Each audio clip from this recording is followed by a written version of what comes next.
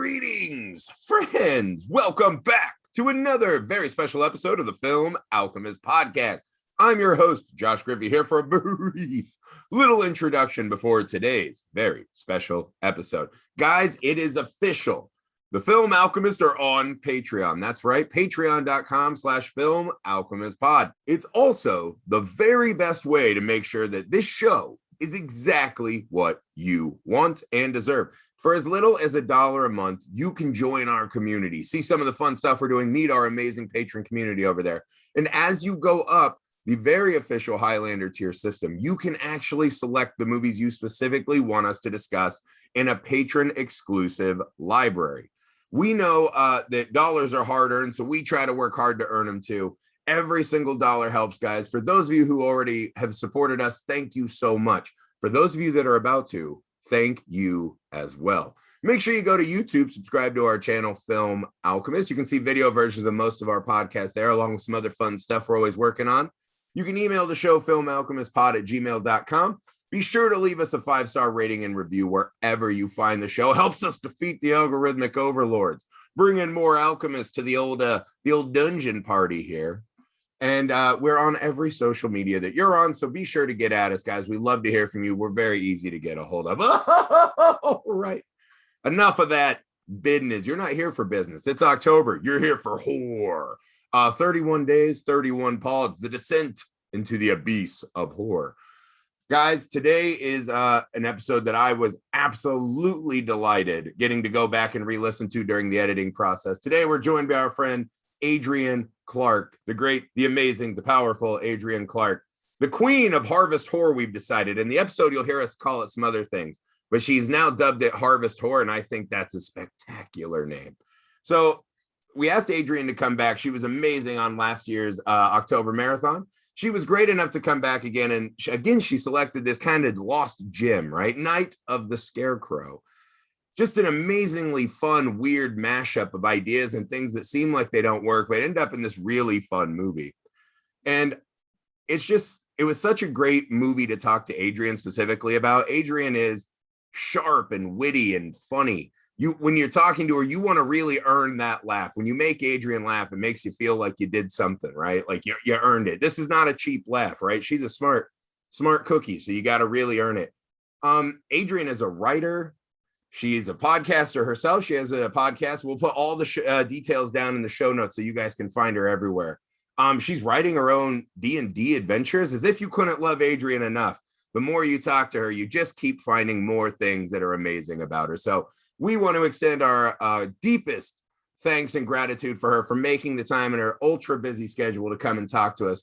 We want to thank her for picking such a weird and fun movie. And we want to thank you guys for going to patreon.com/Film Alchemist Pod to support the show. Thank you for being here, guys. We know it's a lot of pods. It means the world to us that you guys do this with us every October. Without any more blabbering, Night of the Scarecrow. Night of the Scarecrow.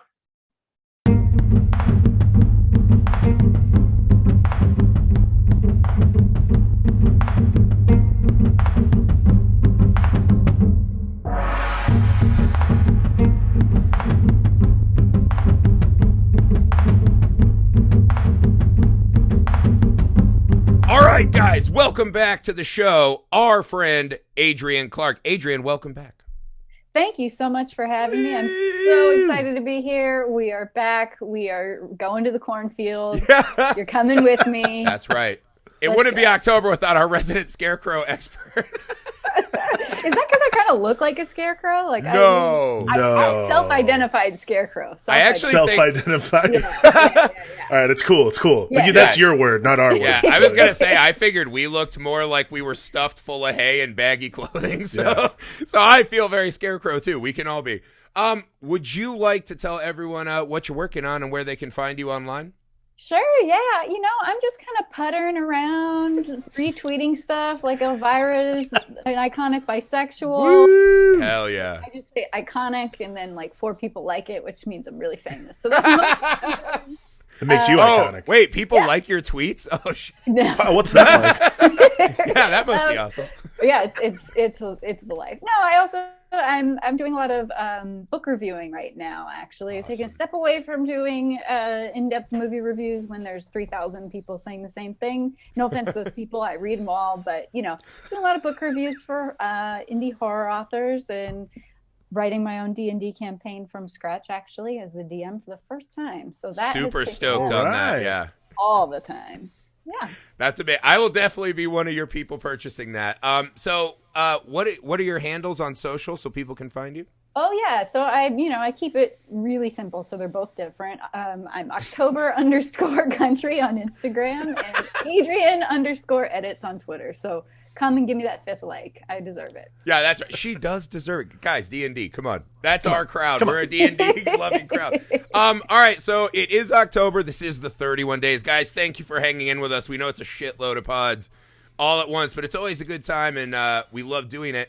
Adrienne, you picked another amazing film. Would you like to tell everyone what we're watching and why you chose it? Yes, it is Night of the Scarecrow, not Dark Night of the Scarecrow. Not Dark Knight. Very important distinction. And Yes. Dark Knight of the Scarecrow is a great film, not Yes. the one we're watching. Night Yeah. of the Scarecrow. This is Night of the Scarecrow from 1995, directed by Jeff Burr, who I don't know who Jeff Burr is, but he's a genius. Jeff Burr also directed Pumpkinhead too. So. Oh shit, really? Okay, That's so awesome. this is definitely a little more well thought out than Pumpkinhead. Yeah. But I do like Pumpkinhead too. They just kind of went into like, what if Mask turned into Revenge Pumpkinhead? And you're like, that's a weird, all right. Like that's something.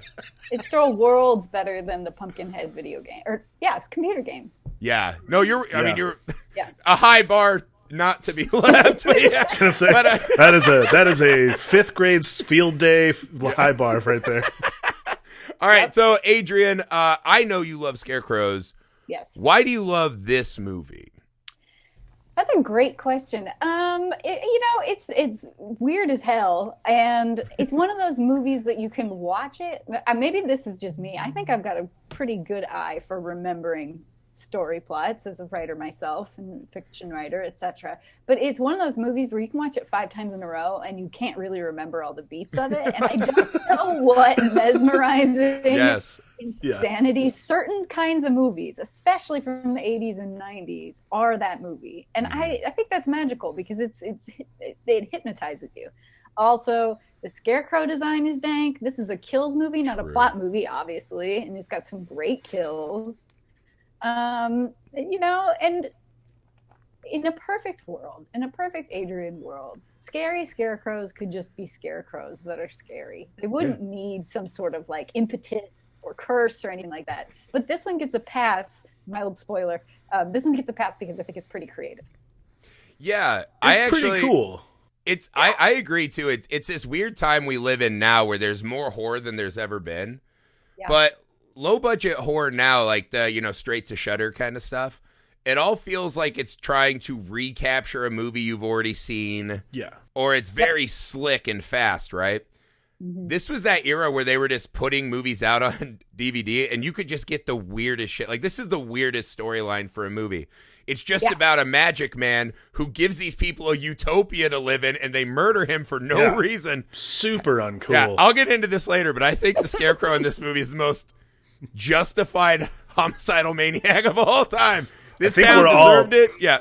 We're all there. We're going to have to talk about that because I wrote it in my notes. I'm like, I am on Team Scarecrow this entire movie. Well, they went back to tell his backstory. I'm like, wait, orgies? Like, what are you complaining about? This guy is awesome and there's orgies? What? Yeah, anyways. It's all he cared about. It's not a big deal. Just don't come. Yeah. You're not invited anyway. Or do. It's up to you. Everything is fertile in this valley. He's just trying to live. He's trying to get everyone to live deliciously, and everyone else is like, no. That's right. White Phillip was doing his best. But this is the thing. It's this strange Stuffed Phillip was just trying to help. Yeah, right. It's so strange because it just waffles between like pornography and then like a weird like movie you would have liked when you were 12. And then there are just amazing actors that just keep popping up and confusing the shit out of your mind. Alex, had you ever seen this before? What did you make of this film? No, I had never seen this one. You know what's funny, actually? I had seen Dark Knight of the Scarecrow though. That was like one of those things. Like, I researched. I don't know how I watched it. This was just one of those things. It wasn't a research thing, but either way, never saw this one. Fantastic time. Like it is. Yeah, it waffles between a lot of different movies, and it totally. See, Adrienne knows what's up. It like starts this. It does feel like. I hate to put it this way. It does start like real porny for me. I'm like, oh, cool. We're getting like nice, like soft lighting. You know, I'm like something. Someone's clothes are about to come off. Yeah, you got that Yankee candle lighting. Yeah, for sure. And then we cut to fucking John Hawkes in this movie. I'm just like, sweet, Oscar nominee John Hawkes apparently is in this film now as well. Shit, he might be an Oscar. I honestly don't know off the top of my head. But either way, he's like, and I also wrote in my notes, as I think both of you did, are all the teenagers in this town 40 years old, or is that just a thing? Like, yeah. John Hawkes looks like he's playing like a 50-year-old like divorced construction worker. That's but what they I keep thought. Referring to him as the boy and the teenager. Like, I thought this was out of the way to be like, how young is the drinking age in this town? And it's like, I don't know. What's like, the drinking age here? 10? And I was like, have you seen a 10-year-old that looks like John Hawkes? That's so much scarier than any Scarecrow. Like, you got to handle that first before the magic. Why are these 10-year-olds aging like Benjamin Button? Like, yeah, I don't know. Something in the water. But yeah, it does such a. But again, and then you get deep into the movie, you get a little deeper into the mythos, and I was just like the whole time rooting for the Scarecrow to just take these people down. Again, there are so many people in this movie. Like, for a movie that, like, I'm not sure, but I said this before the show, and I think this is the truth. I think there are actually a huge contingent of people that have seen this movie and just don't talk about it because it's just one of those movies you tuck back there and just live with. But it'll stay.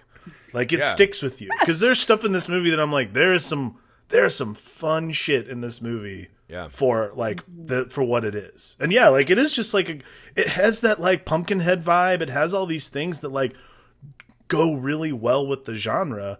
And it's a fucking Scarecrow. Like, come on. Oh, I used to bale hay, man, and every now and again you get that one piece that's like down in your underwear, and you're like that's just there for the day. It's the one that's like, stuck in your fingernail. Yeah, that's it. And that's what this movie is. So Adrienne, I thought this movie was kind of spinning its wheels. I was like, what is happening in this town? And then they run the tractor, the tiller, into the tablet with runes on it, and I was like, fuck yeah, this is gonna be great. Once the runes showed up, I'm like, the I'm insertion of the sorcerer magic Scarecrow.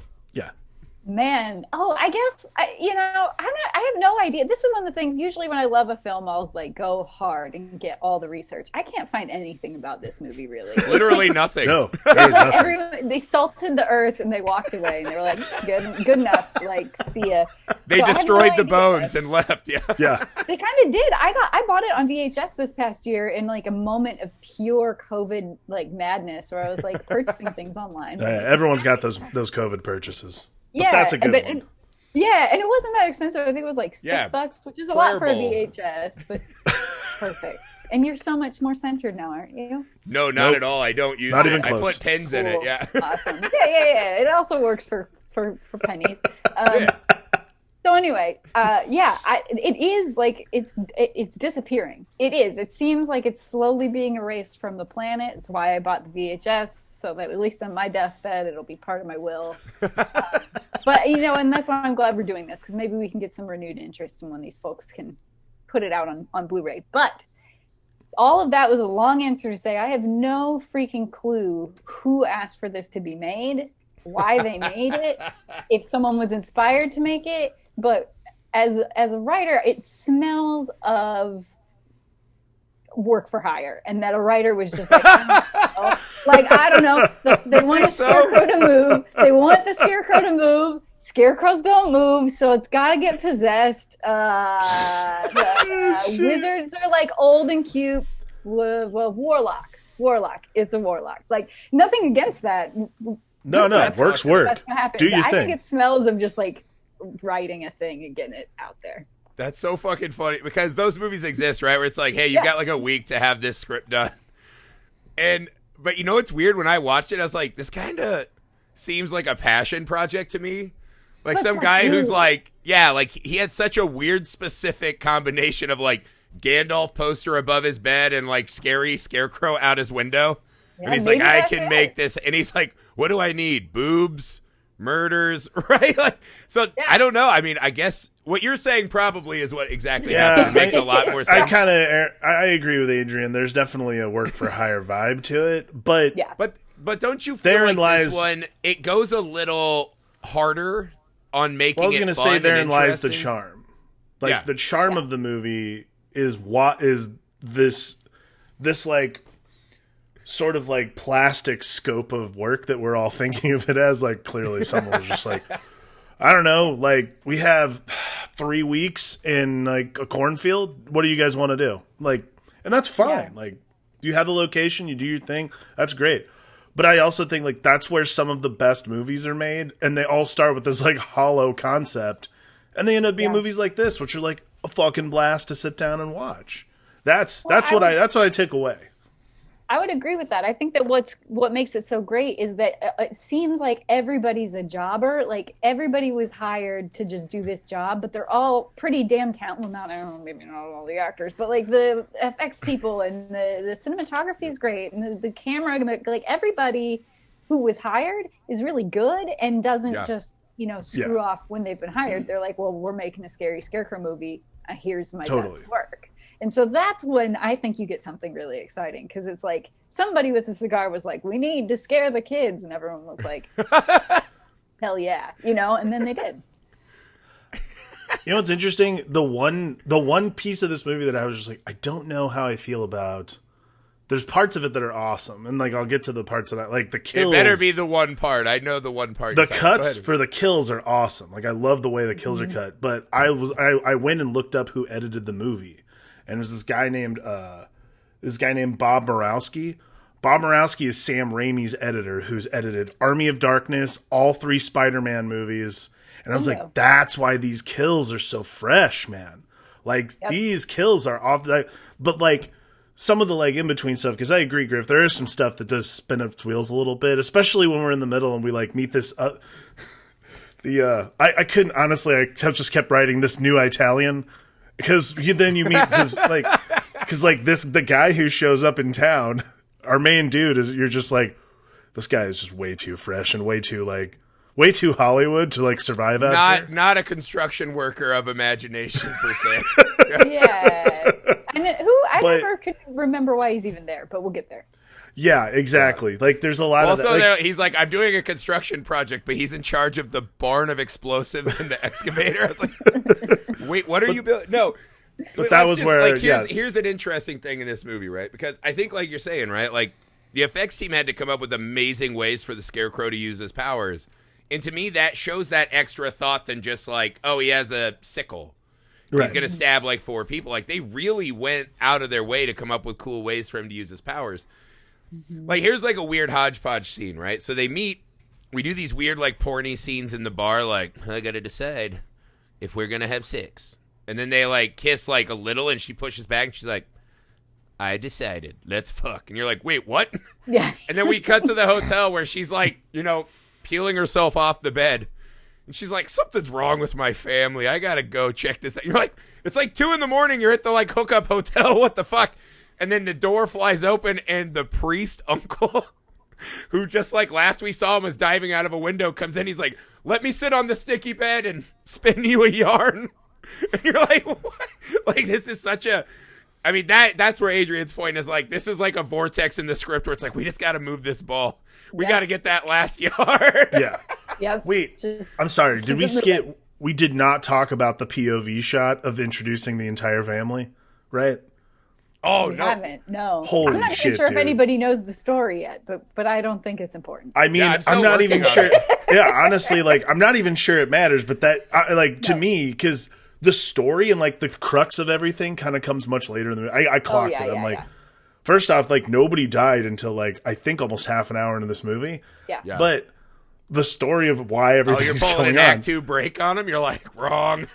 Well, it wasn't even that. It's more just like, oh, wow, like, nobody's died yet in this movie. Yeah. This was like, And then you find out kind of why, and I appreciated that. You but know this, what died? The American dream with this corrupt long family. POV shot introducing the entire family is like, I think it might now be like one of my all-time favorite. Just like, we're gonna do this. Like that to me that's the part where I was like, there's some passion going on here for sure. Because like someone made that choice. In any other movie like this, you could see cut this person, cut that person. This is a long shot that just like introduces the entire family and everything you need to know about them within a single context of a scene. Like Dirk Blocker, who's on Brooklyn Nine-Nine now, or was at least, plays Uncle Frank, and he literally like, hey, how you doing? Must need a beer now that you're working for my uncle. Like just slurps it down, and you're just like, got it. That guy's definitely going to die first, for like without question, because he's drinking on camera. Like he went from drinking beers in Prince of Darkness to the exact same character in the Scarecrow movie. Just I'm his best life. I like the idea of like this guy's just like, I'm gonna always be the guy to be cast as like the derelict like guy who drinks beers, and he's like, but I'm gonna do an awesome job at it. And I love, I mean, I think that's the thing though, right? Like even the priest in like the sex bedroom, right? He just is going so hard. And it could be like, I mean, I was like, do you call that bad acting? Like he's trying really hard. No. And he's kind of pulling on the chain and like, you know, like when you walk a dog and you're like, can you just stay on the fucking sidewalk and stop trying to pull me into traffic? He's got that vibe. Yeah. But like, it kind of works for like creepy, like over. This is the thing though. I think the priest is the best character in the movie because he seemingly is the only one who knows the entire backstory and knows that his entire life is a lie. Because it's not God, but like an orgy man who gives them all the bounty. He's the only one who seems to realize the seriousness with which this backstory is. Like everyone else seems That's like, what I mean. No, he knows we'll his grandfather was a fraud. He knows he's a fraud. He's over there like trying not to jerk off to the Victoria's Secret catalog and crying. Like this is a troubled dude. Like when he said I had to go back to the church, I'm like, he's going back to the church with that magazine at like midnight? Why? To drink communion wine and jerk off like a grown-up. Gotta get in. And listen, the confessional booth, it's quiet. It's quiet. Am I the only one that thought that? Did you see how sweaty he was looking at that and like that the kind of bras that every woman owns? It's not like they were like even scant, like racy numbers, right? Like it was more like an LL Bean catalog. It was. Yeah. That's what I mean. Do you just want something to cover your body parts? And he's like, the vapors. The Christian babe. And he's not even a Catholic priest, or if he is, he's very offended because he's married. Like, that's what I said. I was like, what kind of he's married? Like he's a normal pastor. Like he doesn't have any like predilections against sex. Obviously, he's in a family. Also, neither does his daughter because she fucked. Like she's like, this van is like a Spencer's gift, and you're like a 50-year-old teenager. Like, yeah, we can hook up. This is not a super. That's what I mean. But he bears the weight of this entire lie. Like, not only that his family's full of shit criminals, but that there is no God other than, like, the orgy harvest God. Right? Ooh, so God, that's sick. I want that on a shirt. Yeah, dude, we should make that shirt. We should make that. That's a shirt. The three of us own it. I know a guy who makes shirts. We'll put it. That is merch for the pod right there. Put on a list, but go for it. Yeah, that's the kind of list you want to be on. Are you here for the orgy no, and harvest party? I don't think it is, Griff. Is that not? Okay, don't put us on the list. Give us time to talk about that before you put us on. I want to halt all motion forward to say I'm still being sent by just the phrase trying not to masturbate. I don't know why. That is the funniest shit I've ever heard. It's a struggle. He was struggling. Did you see how... And he kept like rolling it up. So it looked like a kind of phallic symbol. Yeah. He was so sweaty dude. trying to just not masturbate. Plug it. Because you know he goes to church late at night and masturbates and cries. Yeah. Like that's totally the way he plays that character. I don't feel Is like there another way to go to church? I must. Is there another way to be an adult? I'm not. I don't remember church in the 90s being so awesome. I don't remember adulthood not being that sad. So. Dude, this is a real story, though. When my mom used to make me go to church all the time, they always were like, back in the 90s, they were really pushing like youth groups, right? Oh, yeah. But they were trying to do like cool youth groups. Like, hey, do you like to listen to like DC Talk? Oh yeah. Do cool stuff, right? Like, what? Jars of Clay, yep, totally. Yeah, and they would do this thing with teenagers where like, we'll lock you in overnight. And like, you can worship all night. And every one of us, to his default, was like trying to pick out like where we were going to try to like hook up. Yeah. I was always like, I'm going to go right under that grand piano. I was like, it'll be romantic. And like, I was not there for like God at all. So like, I know where this guy's head was. Right. And like, church camp is exclusively, church camp and church gatherings were exclusively for hookups in middle school. That was the point of them.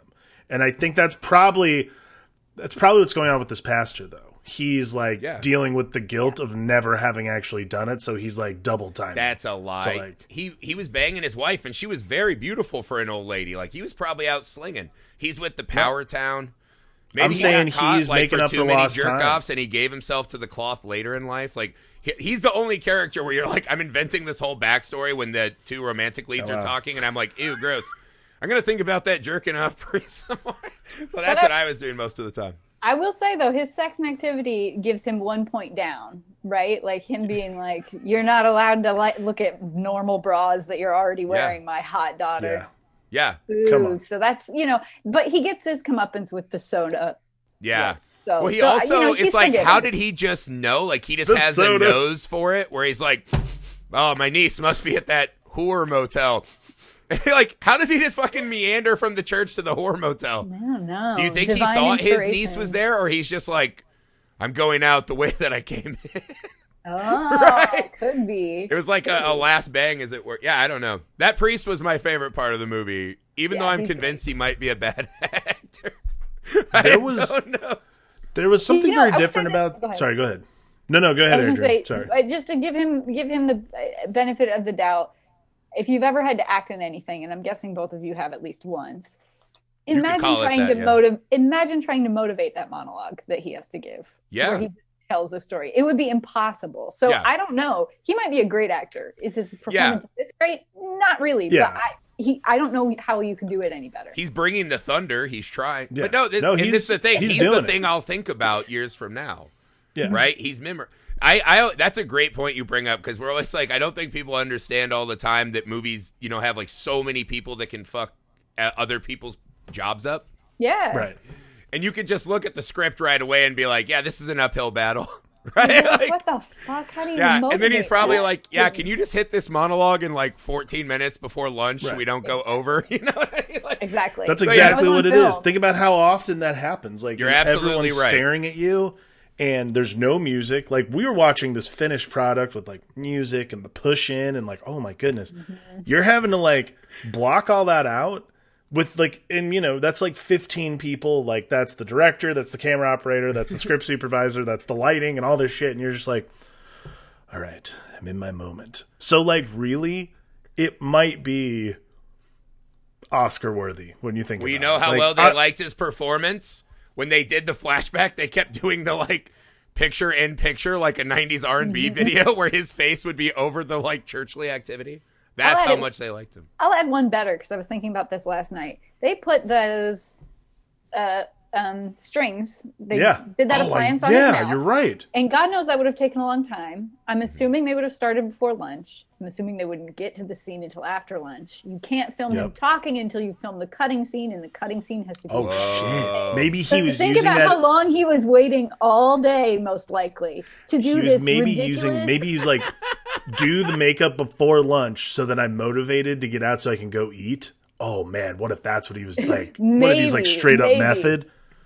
But more likely, he just had to suffer through that day for this budget-ass horror movie. Yeah, I'm sure that's probably... You wouldn't know at the time that it was going to be this thing that this one woman in Seattle was going to be in love with, and that it was all worth it. This movie desperately needs IMDb trivia, so someone just take that as fact and add that on IMDb. I bet more than likely that is what happened. Yeah, it's like, listen, we got to put the makeup on now, and you just have to sit there all day. The producer was like, fuck it, I don't know. Like, we don't have a lot of money. It's fine. Just abuse the shit out of this guy. I think we just realized it's a great performance. I mean, it's my favorite. A+. So it's like, that's a win in and of itself. You can say to someone else, like, oh, I hate that band. You're like, I like it. So that works for me. Yeah. I love his performance, even though it's insane. You know what I really like about this movie, and the thing I did not expect, because you assume a lot of time, because it's a Scarecrow and because it's of that ilk of that movie, that it's just going to be this sort of like Michael Myers-esque thing where it just like hunts you. It's quiet and it just like stares, because it's a Scarecrow. I fucking love that the Scarecrow talks. Like, it and it's like ultra creepy. And sometimes you think it will take away, but I fucking love that bit. Especially the first kill on I forget it, Uncle Schlitz, right? Uncle six pack of Schlitz. Uncle Frank. Yeah, sorry, Uncle six pack. Yep. Uncle, I drink whatever's cheapest at 7-Eleven. That first kill plays exactly like a Michael Myers, Jason Voorhees kill, and you're like, all right, I get it. And then after that, he starts, because it's when he uncuts his lips, right? Mm-hmm. That's when you're like, oh shit, now they're going for it, and that's when you see like the personality come through. Because a scene like that to me was when they hit the police blockade, and they're like, the sheriff's dead, we're just in his car, help us. And the guy's like, what the fuck? The Scarecrow is coming from behind them, supposedly, right? Could easily just grab the book. He teleports behind the other two cops because he still fucking wants to play. And I was like, that's a fun extra level to add for this fucking talking Scarecrow. Adrienne, obviously this is your wheelhouse. What do you think makes this Scarecrow so exceptional?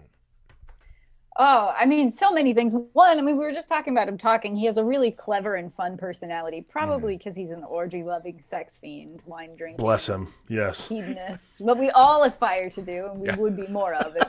STDs and cirrhosis wouldn't get us all. Yeah, exactly. We have to think of our livers and our genitals, so we don't go as hard as we would. But he can go vicariously. He's like a superhero for adults. But also, I'm so sorry. I have to stop. Was I the only one that thought it was just the fucking best when they showed the orgy? And they just cut to that like the really old lady that had the like pilgrim bonnet on. And I was like, oh, so you just got naked except for your fucking pilgrim bonnet? I mean, we're gonna have to talk about this later because I gotta hear the rest of Adrienne's point. But like the flashback, is gold. Wow. Oh fuck! Yeah. I'm so sorry to interrupt. That just flashed in my head. And I died. So we have to talk through that whole the budget orgy. The budget orgy is something. That's another T-shirt. Yeah, that's a band, and it's our band. Oh my god, yes, that is a band name for sure. Budget orgy. Yep. 1, 2, 3, 4. Yeah, the Scarecrow is sick. He looks sick is a thing. Awesome. Like, the lighting and the design together are like they're like peanut butter and chocolate in this movie. Like the van kill scene of the hot teen who's like 25, the priest's daughter. Hot teen is priest's daughter, dies in the van. Yeah. Got it. Yes. Yep. With the like strobing, which like would give you a seizure. Like I don't know what the strobing's about. Doesn't matter. The work, like the way that they designed him, works so beautifully with those really rich blues and these dark lights. And then he's really clever. And then he has a potentially, for some viewers, problematic seed displacement thing that he likes to do, which I think is awesome. But you know, I did too, so man. Grossed out. I mean, it's disgusting and totally awesome. I love it. Love it. But that's what I mean, though, right? We see him kill like 5 ways, right? He's got like the little, just the tip. Mm-hmm. He's got his scythe, like the classic. He uses the combine. But the one that, I mean, I thought it was cool when he used the like little piece of straw to go into the town mayor, right? And it's just like the stuff pouring out. That was awesome. Oh, yeah. And the sheriff, when he blows it, it's like, like he gets hit with all the porcupine. It was just awesome. Like they really went above and beyond just a classic, like he slashes. That little ET phone home thing is... That is not what that... That is what that shit is, dude. ET phone his parole officer. That's... It looks very... What the fuck was that he was putting in their mouth? Because he kept calling it a seed. I think it's a corn. I think it's a corn kernel. I think it's a kernel. And that is amazing. That as a man who lives in the corn capital of the country and detasseled and did that ain't corn.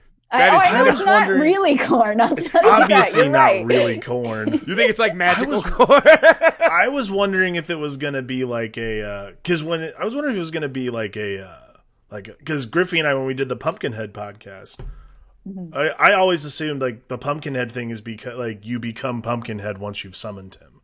Like you're buried as Pumpkinhead and you'll be reborn, or you're buried and then you'll be reborn as Pumpkinhead. I thought that whole bit was him like passing the Scarecrow along. Like yes. Because he calls her a seed, and then he waits, like, he opens the door. He doesn't kill John Hawkes, right? Which is strange for him at this point. Yeah. He opens the door and he's like, oh, Spencer's gift. And then it, like, starts moving under her body and pulls her down. Right. And so I was like, did he just plant her so he can... Because at the end, he actually seems like he's reading the spell. I was like, oh, that'll be our twist ending, is she's going to, like, emerge from the dirt.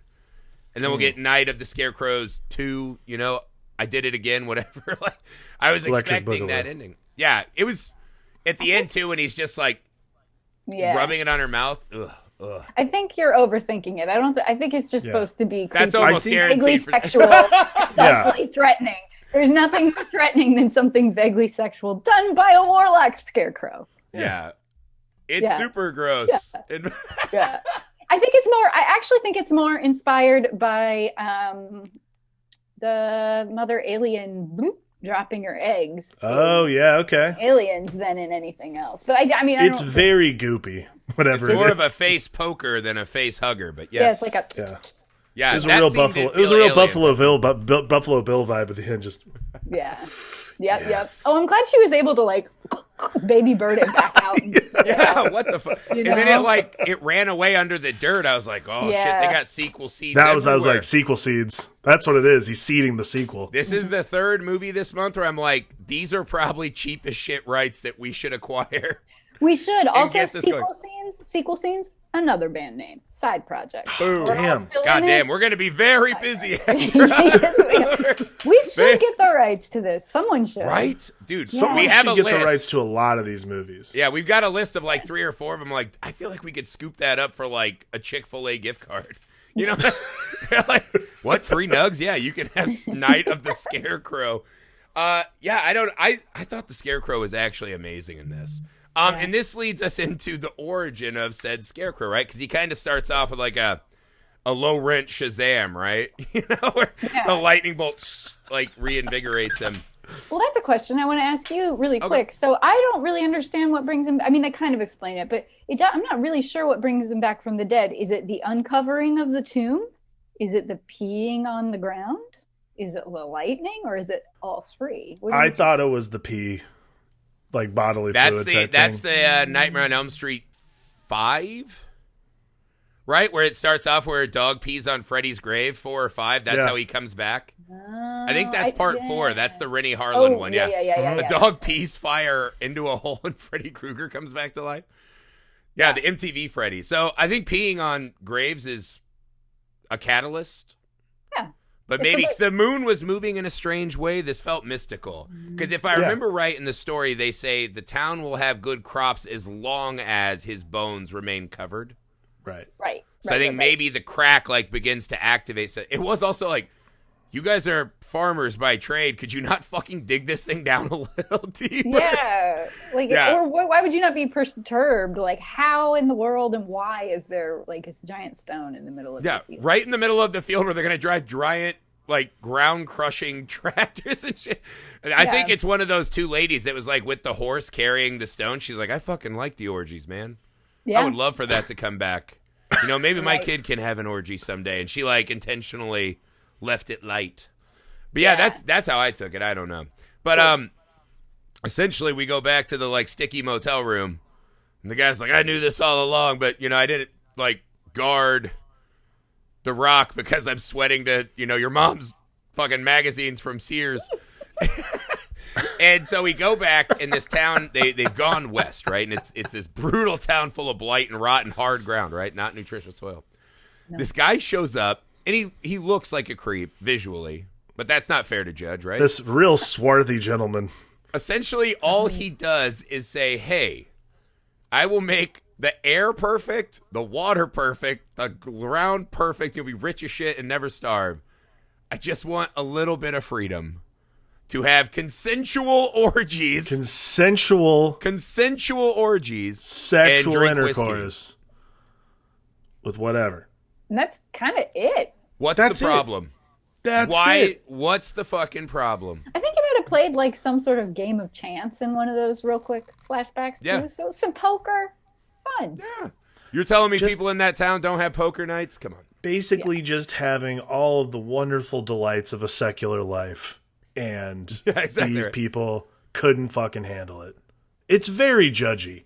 Like, It is. It's very The Witch, right?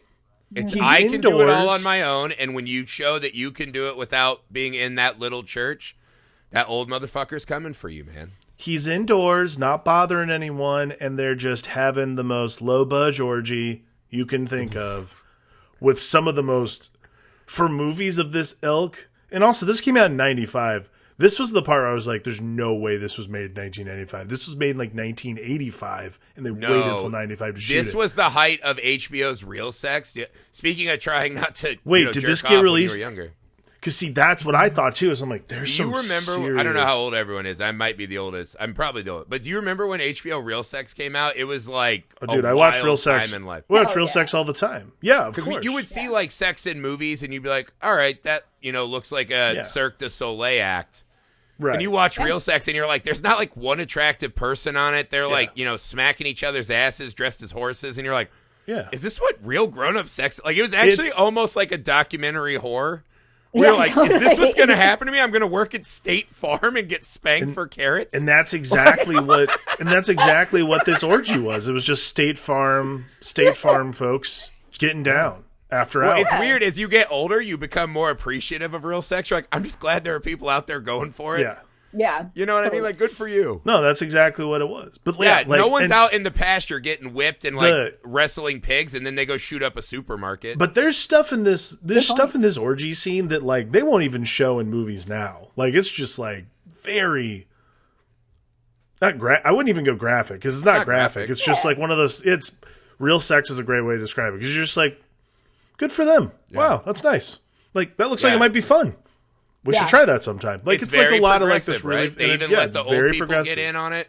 They have to wear their bonnets, so we know that they're Everyone's old. wearing their bonnets still. Yeah. In case their like locks flow down, we're like, I can't see real good. Is that Dame Helen Mirren? I don't know. And it's No, probably- it's actually a Whoa! pioneer. Bonnet stays on. How dare you be indecent in this place? Everything else comes off, no jimmies, but you better keep that fucking bonnet tied tight. There's Maybe one a bunch rule in the of- orgy house. Dude, it's either there are a bunch of women who are never nudes in this town, or that's his kink is a bonnet, right? He's probably old as Ooh, shit. He's shit. more like 100 years, and he's like, oh, Maybe the damn, bonnet's like, the kink. Damn. He's like, Yeah. I've been seeing you churn that butter, girl. yeah, it's a really mild kink. So another point for the Warlock. Like, Yeah, again, Well, this also, guy those is old not ladies have been- bothering No. anyone. They've all been wearing those bonnets for the entire day before the orgy. I'm sure they don't mind keeping it on for another like hour. yeah. I don't know how long traditional orgies run, but maybe Listen, an hour's I'm going to fine. say this was a non-traditional orgy because I bet he made it really fun. There's poker Yeah. in the background, Well, and if you also, want did to watch, you that's your notice- business. he was kind of just like the DM of the orgy, like it Yeah. started.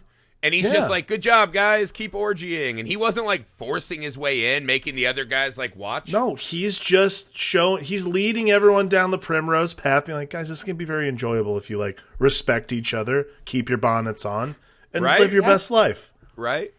This Yeah. then warlock also was that- not a warlock, he's just a guy. No, he's just a cool guy. But then all of that He's a kind great of dude. gets thrown out the window at the last kind of shot of it, where it's above, and you can tell that it's like 7 people on a soundstage. Sepia filter over it, and it's like, oh. But I like that. You peel back the curtain. There's just like that. There's just Yeah. that sneak a psych white of like the Yeah. the soundstage, and you're like, oh, there It's it like is. Okay, we cool. rented out the Yeah. local Pioneer Elk Lodge. Like, can we? Yeah, Bingo's and- coming in a minute. We got a mop. But that gets back to the point too, where you're like, it's not like he's taking the whole fucking town. No. No, There were 4 couples. What the fuck? But you know what? It was because it was the pastor's repressed daughter who's like, oh, I can get something for me. Yeah. My dad's over here, like, stroking his ego. I can For the get Lord. something for me. And no, he put Yeah. that down. Yeah. it's There's nothing creepier than a dad who's obsessed with virginity. And that's just actually real, but also Yeah. true. That's a real horror. true. This movie Now, in real life. I for never sure. lived through being a woman and having a dad who was like concerned with my sexuality. Like, this was a joke that every guy knows. Is your dad's like, yeah, I'm glad you were a boy because I only have to worry about one dick. Yeah. If I had a girl, you have to worry about all the dicks. That's like so gross. almost every man who's hearing this, I bet you either your friend or an uncle or a dad has told you that before. Oh no, that is like a common television joke at this point. I feel like I just blew your mind, Adrienne. I'm sorry to let You you did, in on the dark because- curtain. the thing is That's like, how Dad, we think about it. Dad, why are you thinking of teen boys' dicks? That's true. Not how we Why think are about we it. worried How about they, it? Let's just not worry about it. Let's teach Yeah. our kids and then teach them how to make good decisions, and then they will make. It's one of those like great, like that is actually I think the last time I heard that was on an episode of The League. That was the joke. That was a joke. Like it's one of those. It's things, a very like well. It's a stated, very and common gag. The guy who doesn't want to be seen as archaic or not PC will go, yeah, I hope my kid's gay. And you're like, yeah? He goes, no pregnancies. You're like, oh well, Awesome. good I luck. mean, Cool. Support is support. Thanks, guy. Don't ever talk on this subject again. Preach. Probably every Like, single bar where you go out and like a guy has kids, that saying will be fucking said. And this is the saddest, like alternate, like how that goes the most awry. Yeah, yeah, exactly. It's like, he put a bone in you, I'm putting his bones in the field. He's done forever. Exactly. I hope no one pees on it. In the and future. again, all he had to do. This is like the whole movie rests on this concept of just like turn a blind eye. Who cares? Yep. No one's getting hurt.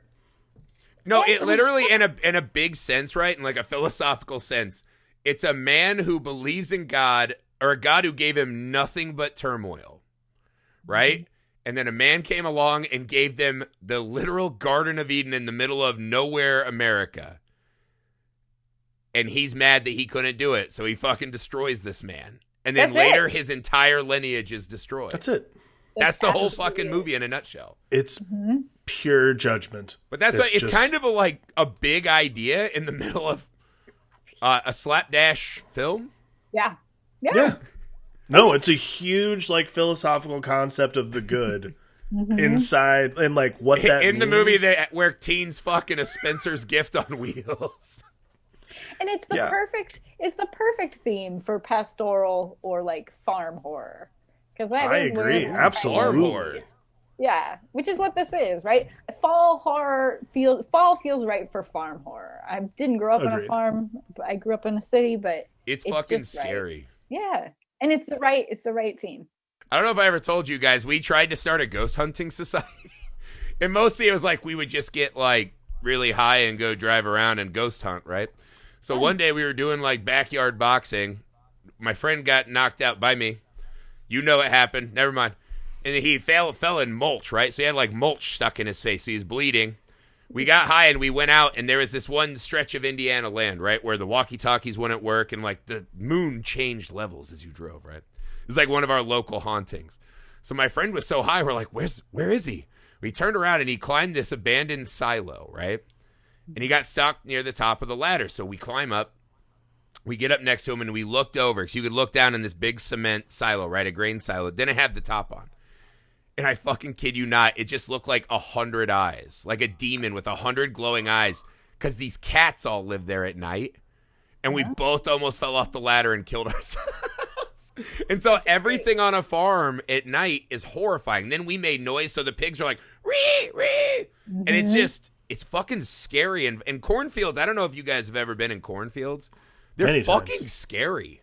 Yeah. I think the thing about cornfields, not just like the inability to like really like if you get lost to really understand where Locate you're going, yourself, because it's like 15 feet tall, yeah.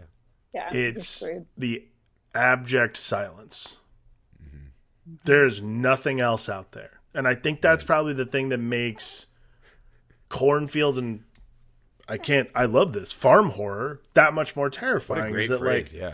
when you really think about it, like it's really the place where no one hears you scream. Like you can it's for miles. It doesn't matter necessarily. And I think that's what's kind of interesting about this movie actually is like the geography is like, oh cool, the cornfields are right next to town, so everyone will be able to hear all this shit going on. But like even still, where outside this town are people going to know what's happening?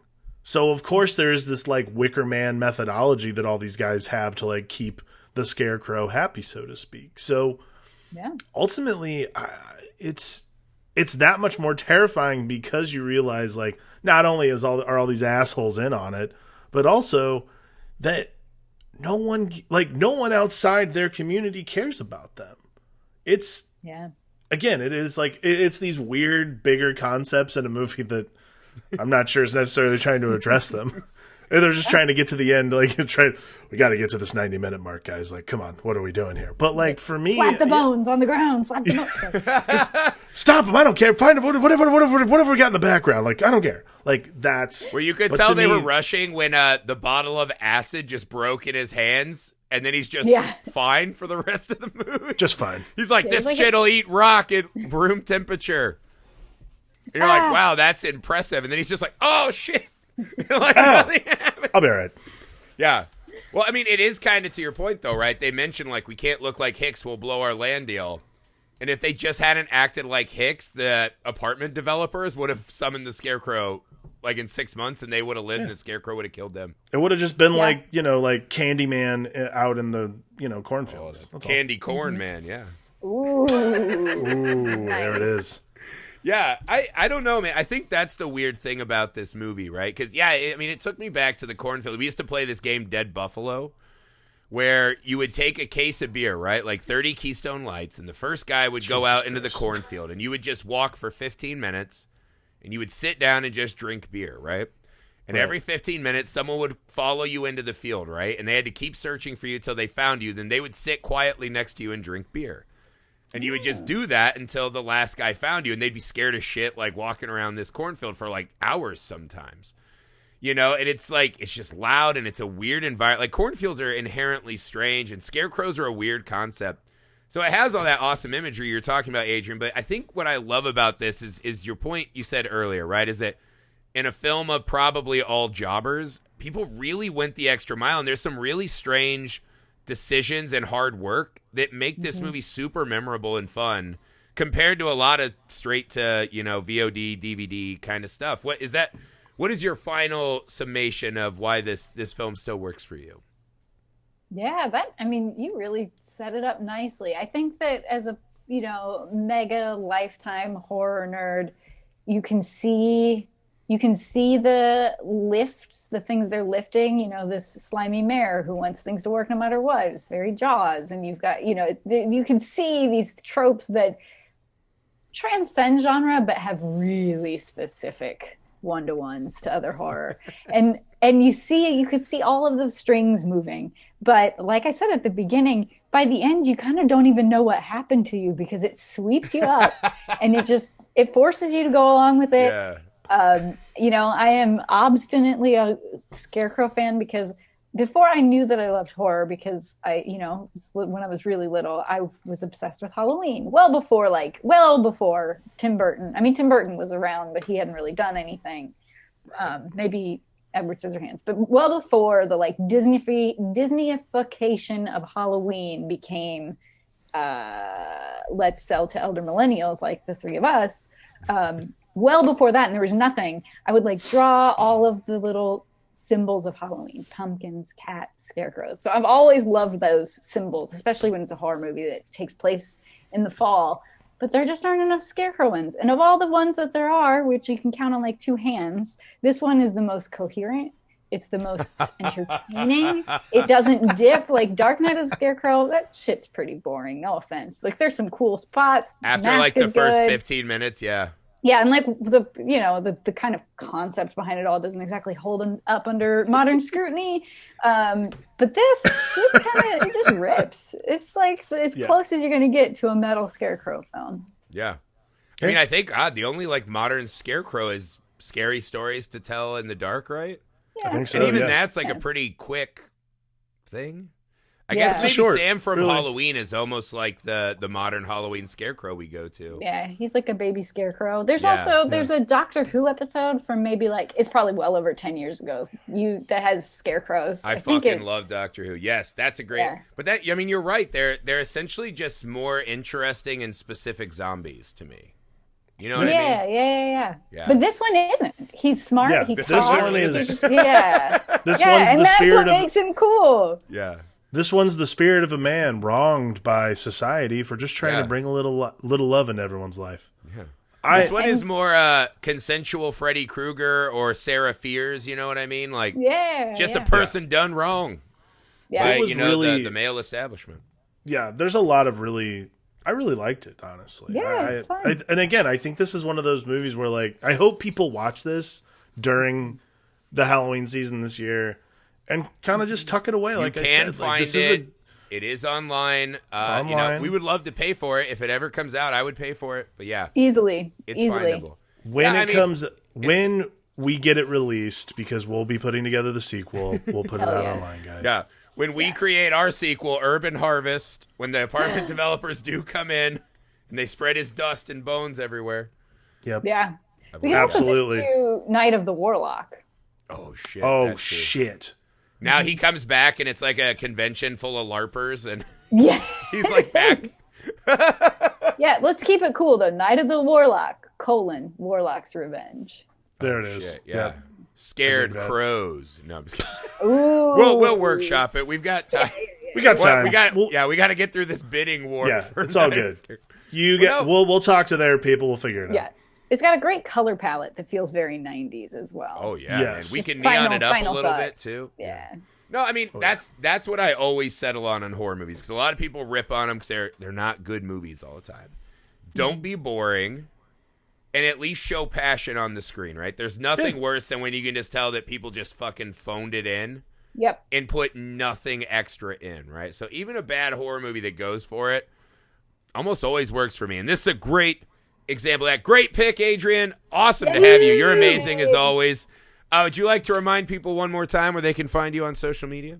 Yeah. First of all, thanks for having me. This is amazing. I love being here with you. Thanks. Yeah, you're the best. So much fun. You killed it. Can't wait to come So back much to fun. what we discussed earlier. Yes.